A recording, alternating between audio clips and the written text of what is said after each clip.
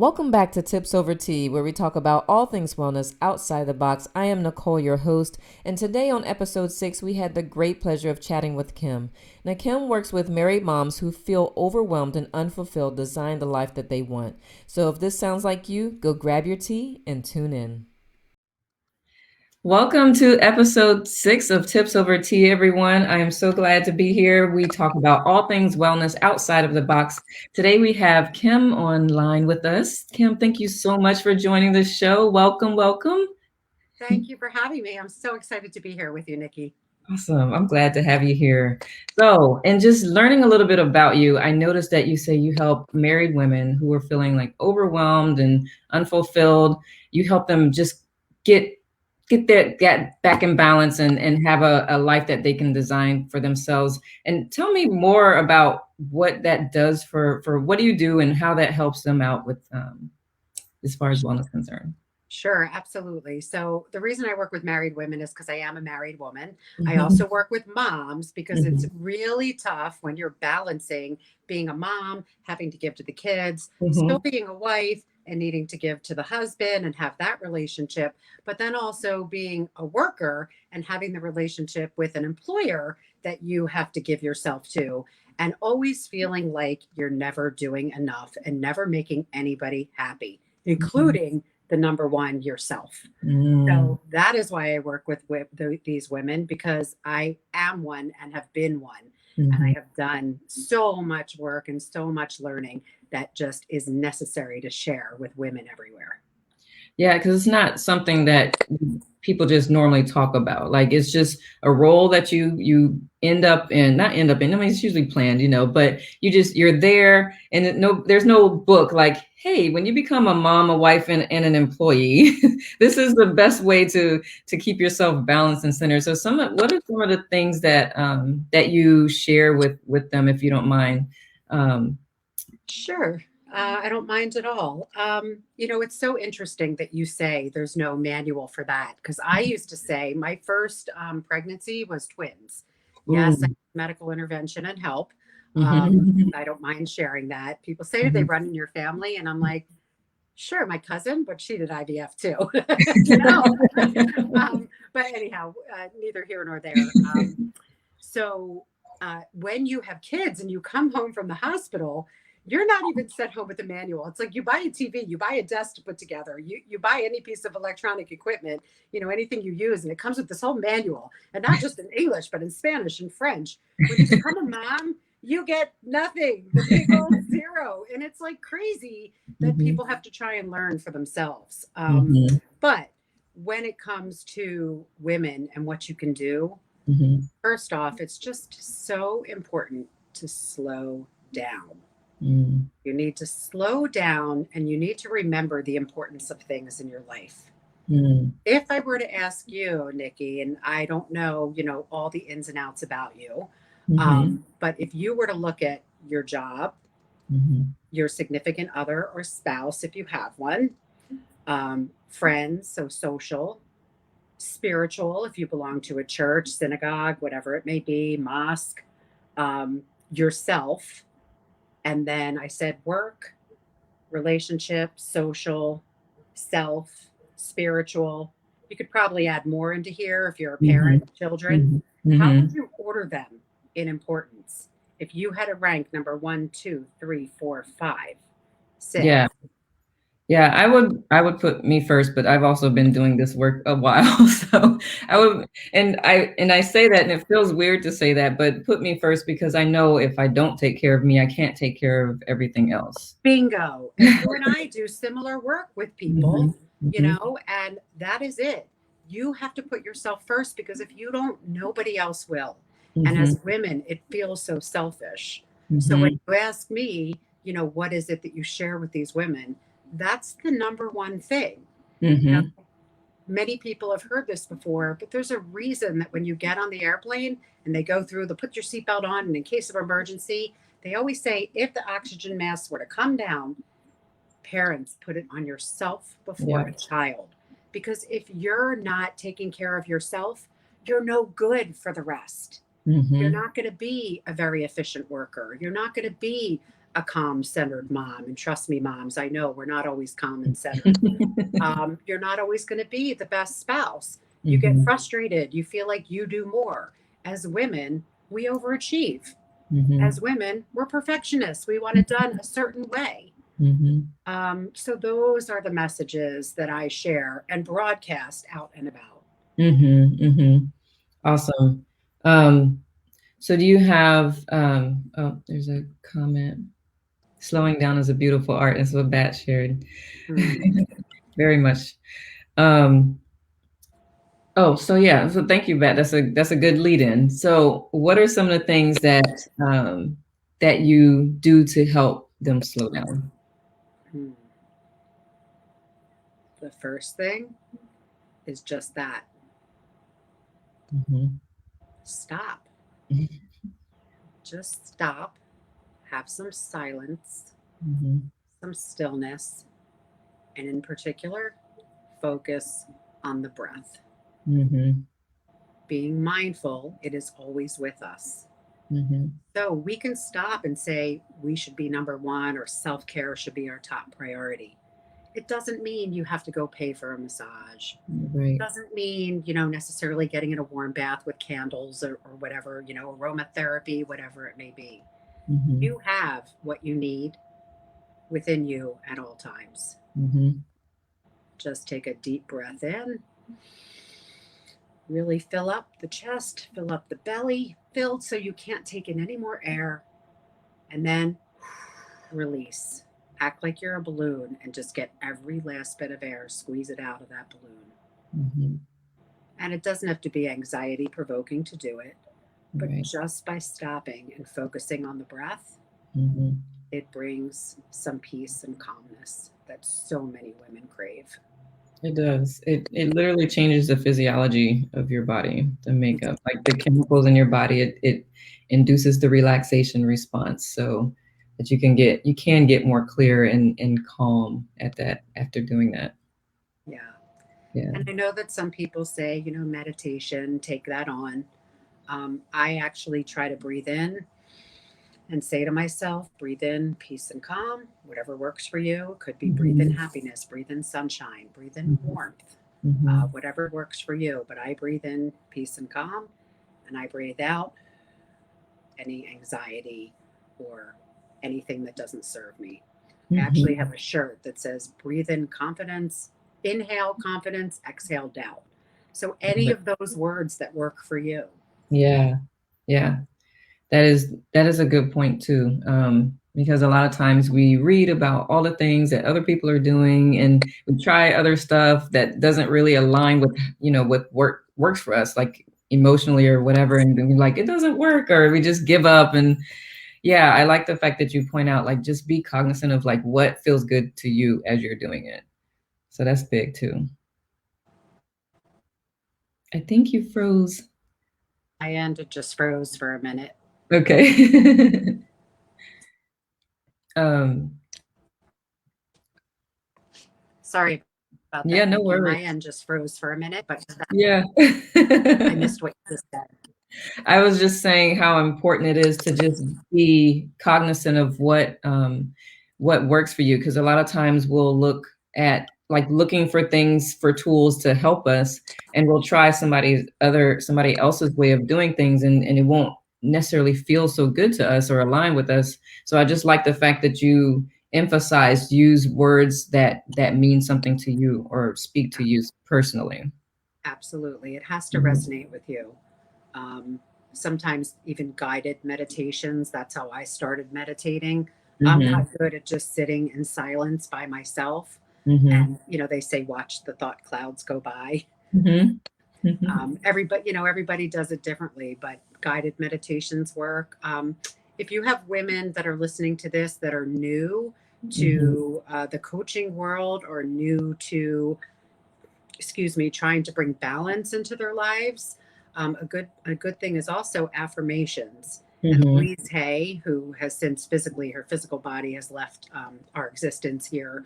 But Mm-hmm. Louise Hay was the queen of She affirmations. was. And you Yeah. could look up like 101 Power Thoughts on YouTube, and it's free. And at first, it sounds so weird to be listening to someone saying these things into your ear, but some of them resonate with you. You pick Yeah. up on certain ones, and you're like, wow, that's pretty Mm-hmm. cool.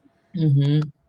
Yeah, and what I also like about those is they keep a constant flow of high energy states in your presence, right? So you know how they always say you become like who you surround yourself with or what you listen to the most and stuff like that. So it's really key to keep certain things in your environment if you want to get to another level or different, peaceful state. So. Yeah. So to me, you kind of got at the cusp right away. Why Hmm. do you work with these women and what is it that you offer? Hmm. I don't give you the answers. We all have that just as you do in your work. Your Hmm. clients have that answer within themselves. Yep. We can certainly brainstorm, we can give ideas to people.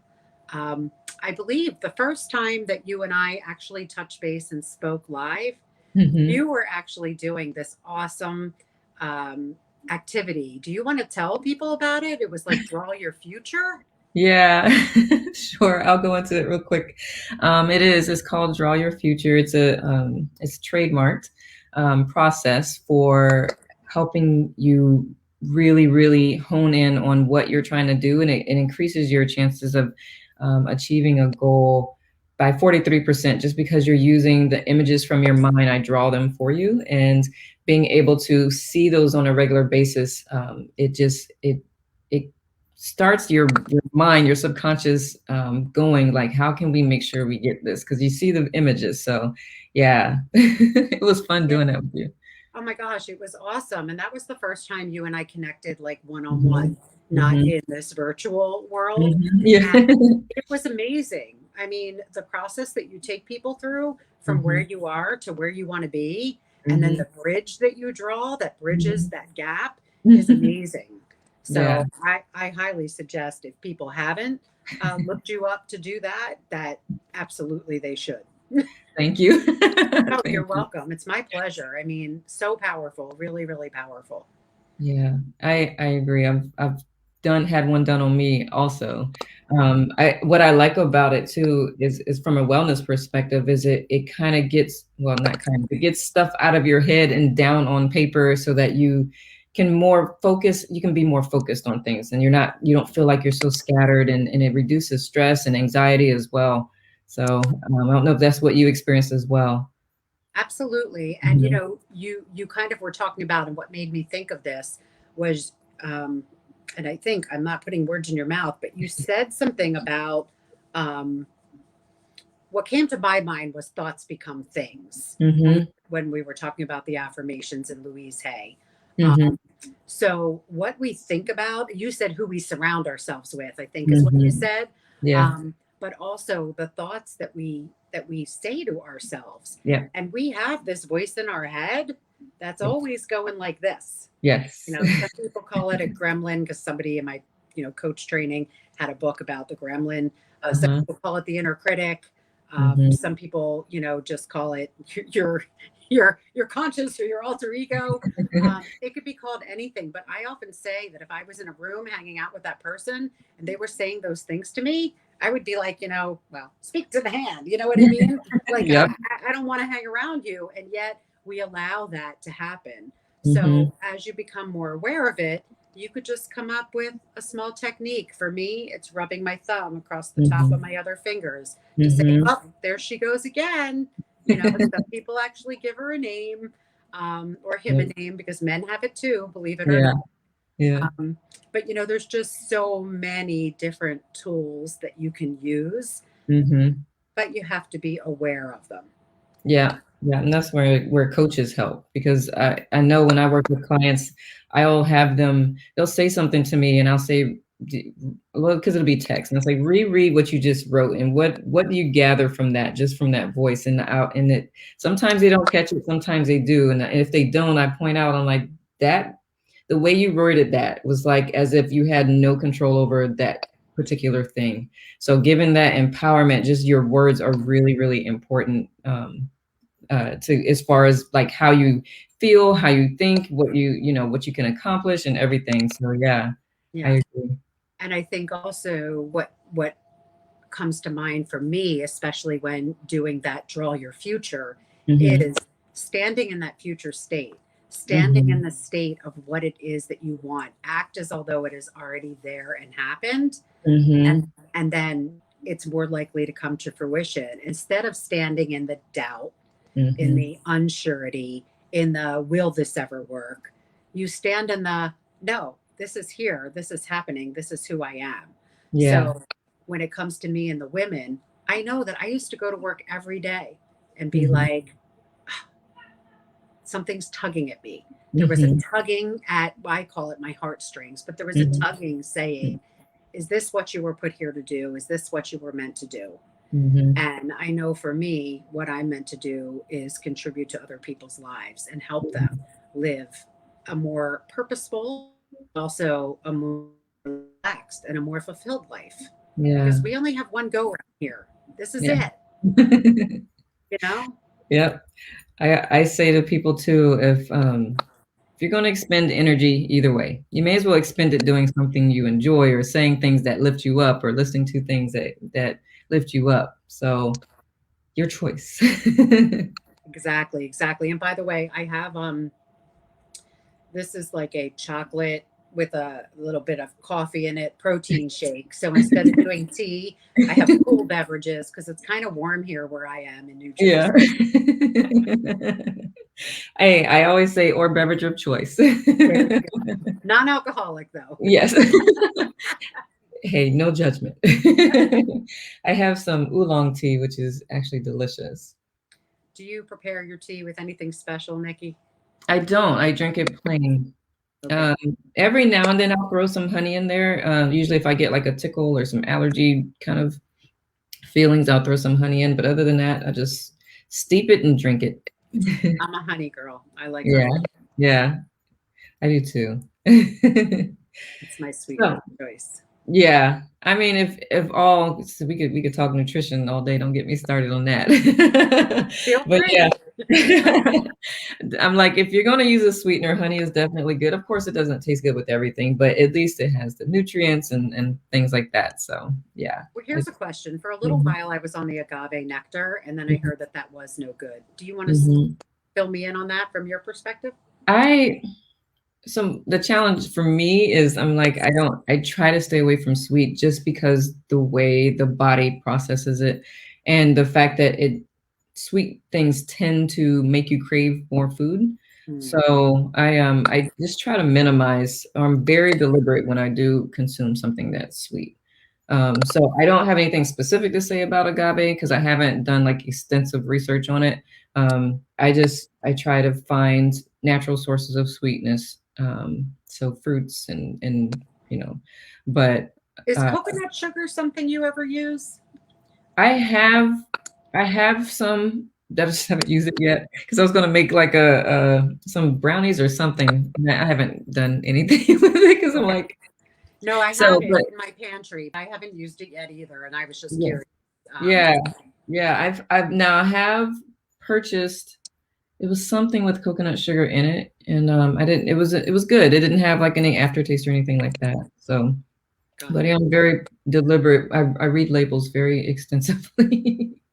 Have you? Actually, Oh, do you ever use real maple syrup as I a have. sweetener? Yeah, Yeah, I think yeah. that's in the black bean brownies that I've had that are Hmm. good. I actually Hmm. made them once. My kids didn't know. I love that. Sneak in the healthy. Oh, yep, for sure. um, what was I gonna say? Um, well, let's get back to you. Sure. Share more. So what is another tool or technique that you share other than so we talked about stillness and quiet. What is another one that you share? Yeah. Well, I think um, I brought up the kind of thoughts become things. So that is Hmm. important work as well. You know, True. it's funny. It's like I wrote down some notes for me to look at when I was doing this. And then, of course, I don't even know where I put them. So the breath and being mindful. Oh, I know what's really big for me. Nature. Just being in nature. And I mean, even if you don't live in a place with a lot of greenery, like little grass somewhere, but grass, trees, they're all getting full bloom now. Birds, the birds, if you just walk outside in the morning or around sunset, the birds make so much noise. Someone told me they're mating then. I do not know if it's true. I should have looked it up, but I like talking about those types of things. So I might as well bring it out here. But yeah, just listening to the birds chirp, anything nature-wise, seeing a bird soaring through the air, just noticing those little things that occur in life are like, to me, bring me to the present moment. I remember listening to an Oprah episode. She was doing some work with Eckhart Tolle, I believe is his name. It's either Tolle or Tolle. Yeah. He talked to her about mindfully walking and like literally putting the heel down, then rolling the foot down to the toes, walking slowly, feeling each step. Now, I know crazy moms out there, you're saying, are you kidding me? Like, I'm doing 10 things at once. I can't do that. You're not going to walk that way all the time. You're just going to do it, you know, for 10 seconds and check it out just to feel the balance of the body. Excuse me, feel the sensation of the rug or the hardwood floor on your feet. Speaking of nature and thinking of walking, that reminds me of grounding. Some people think it's a little woo-woo, but if you go outside in your bare feet and get your bare feet into Mother Earth, I mean, grounding is amazing. Mother Earth is, you know, there's a reason they call her Mother Earth, and there's a reason why I work with mothers, you know? But yeah, there's just something, the connection to nature and Mother Earth. To me, nature is just so relaxing. Yeah, it is to me too, which is why, I mean, they have nature sound like meditation things and calming things. They use nature or like a waterfall. Yeah, it I can be. remember when I was little, like, you know, we just have to let go, like drop your inhibitions, forget everything about how everyone says life is supposed to be. Go out and be your inner child again. I remember when I was a mom and it rained and my kids, they wanted to jump in the puddles. So I got them like little rain boots. I even think I bought some used, and a little raincoat and umbrella. And we would go outside and just jump in puddles. And it's like, to do something like that, you just feel like alive and free. You're playing. Like I said, you're here one time, you know, have fun with it. Stop being so serious about everything. Yes, it all has to get done, but you can also give a grocery list to your husband or your significant other and send them out to get the groceries. And you know what would be even more fun? Send them out with the kids, to do it with the kids the way you do it sometimes, and let them see what it's like, you know? We oftentimes take things on. In fact, I was just talking to a potential client the other day, and she was talking to me while her daughter was at dance. And she said this was the first time she didn't bring the younger sibling with her. She actually left the younger sibling with her spouse. And she was like, you know, I don't know why I never do that. Like, I never think to have time for myself, you know, for the hour-long dance class. And there's just so many little things that can add up and can be helpful. Yeah. I like to say, well, probably the first time I said it, but wellness can be compounding, right? Just little things throughout the day can conserve energy and can bring some balance back, just like with the words, the things that you think, and finding help somehow. It's okay to ask for help. It does not mean you're not superwoman, because you still are. So just little things like that, it could just compound. It's like compounded interest. You think the little things won't matter, but they do. And when you do them more often and then you stop, that's when you'll notice, right? Yeah. And I think a lot of it too, Nikki, has to do with people just being real. So many people, you know, we put our lives on Facebook and we put our happy pictures. We don't put, you know, when we're yelling at our kids, we don't put when we're down in the dumps. In fact, I'm a part of a lot of like mom Facebook groups, and I have to tell you, people are more likely to talk to a stranger about the hardships in their life than they are to their friends and their family and the people that supposedly matter to them the most. Yeah. And I think that that's part of, I don't want to. Oh, we lost your sound. Yeah, I don't have it. I don't hear your sound. There you go. Okay, sorry about that. My It's dad okay. is calling me. I joined from a phone instead of from a computer, and that was kind of silly of me to do. So my apologies.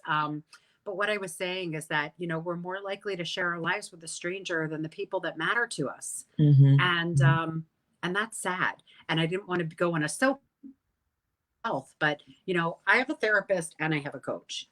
I take antidepressants. Mental illness runs in my family. It doesn't.